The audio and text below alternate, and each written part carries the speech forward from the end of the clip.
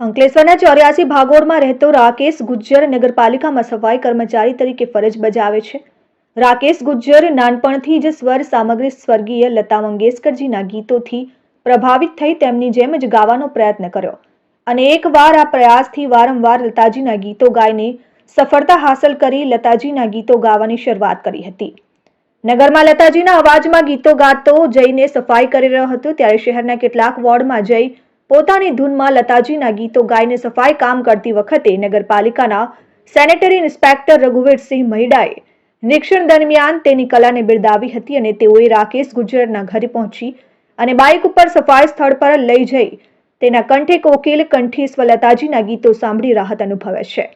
તાજેતરમાં પાલિકાના સફાઈ કર્મચારીઓના યોજેલ સાંસ્કૃતિક કાર્યક્રમમાં સ્ટેજ પર સફાઈ કર્મચારી રાકેશ ગુર્જરે પદ્મશ્રી અને સુરોની દેવી લતા મંગેશકરજીના અવાજમાં ગીત રજૂ કરતા સૌ આશ્ચર્યચકિત થયા હતા અને તાળીઓના ગડગડાટ સાથે તેને વધાવી લીધો.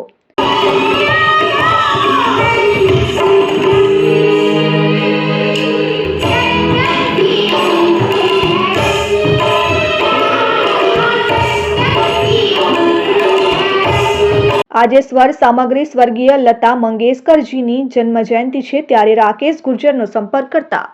સફાઈ સ્થળ પર એ જ સુરતાલ સાથે સફાઈ કરતો નજરે પડ્યો હતો અને લતાજીના આબેહૂબ અવાજમાં તેમના ગીતો ગાઈ રહ્યો હતો અને સફાઈ કામગીરી કરી રહ્યો હતો. સફાઈ કામગીરી દરમિયાન લતાજીના વિવિધ ગીતો ગાતા રાકેશને જોઈને લોકો પણ આશ્ચર્યમાં પડી ગયા. ત્યારે સુરોના દેવી લતાજી હવે રહ્યા નથી ત્યારે સ્વરોની દેવી તરીકે પૂજા કરતો રાકેશ ગુર્જર તેમની યાદોને જીવંત રાખવા માટે આજે પણ માત્ર તેમના જ અવાજમાં ગીત રજૂ કરી તેમને સ્વરાંજલિ અર્પી લતાજીના સ્વર વડે લતાજીને જીવંત રાખવા પ્રયાસ કરી રહ્યો છે. ત્યારે આજે સ્વર્ગીય લતાજીની જન્મ જયંતિ છે ત્યારે રાકેશ આજે પણ તેમને સ્મરણાંજલિ રૂપે તેમના ગીતનું ગુંજન કરી સ્વરાંજલિ અર્પણ કરી હતી.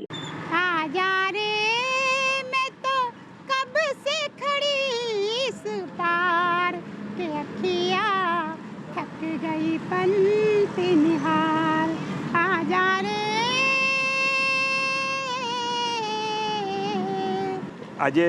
મને ગર્વ છે કે મારા સફાઈ કામદાર જે રાકેશભાઈ ભગવતભાઈ ગુર્જર જે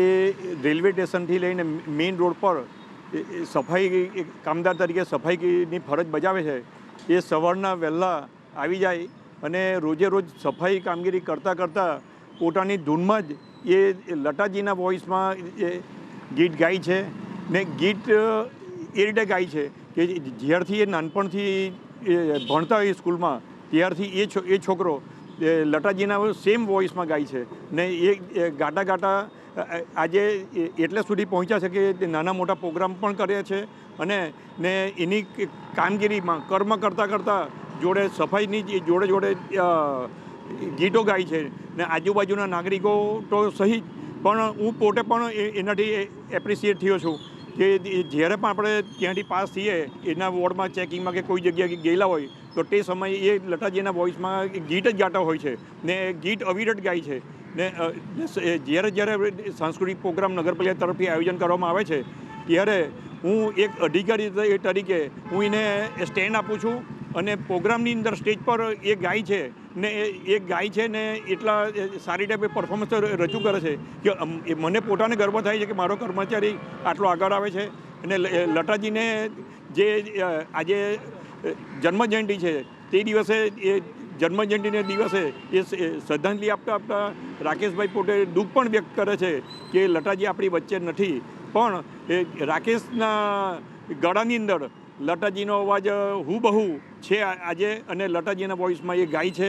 ને આપણને ગર્વ છે ને હું પણ લતાજીને શ્રદ્ધાંજલિ આ તકે અર્પણ કરું છું. મારું નામ રાકેશ ભગવત ગુજ્જર છે અને લતાજી મારા માટે બહુ મોટી દેવી છે. એમના ગળામાં ખરેખર સરસ્વતી માજીનો વાસ છે અને મેં લતાજીને બહુ માનું છું. લતાજીને આદર બી કરું છું, એમને યાદ પણ કરું છું. લતાજી આપણા પાસે નથી અને મેં ભગવાન પણ એ પણ દુઃખ વ્યક્ત કરું છું કે હમણાં આજે દુનિયામાં નથી પણ મને કુદરતે આ અવાજ આપેલો છે અને સવારે મેં નોકરી ધંધે પણ જાઉં છું સફાઈ કામદાર કરવા તો બી લતાજીના જ મેં ગીતો ગાઉં છું, લતાજી જેવું જ બોલું છું અને લતાજી મારા માટે બહુ મોટી દેવી છે અને મેં માન પણ આપું છું અને આજે એમનો જન્મ દિવસ છે હું ભગવાન કને એ જ પ્રાર્થના માગું છું કે ભગવાન એમણે જ્યાં પણ હોય ત્યાં સારા હોય ને એમના જેવા આ દુનિયામાં કોઈ થવાના પણ નથી ને થશે પણ નહીં. Dharmesh Patel, RN news, Ankleshwar.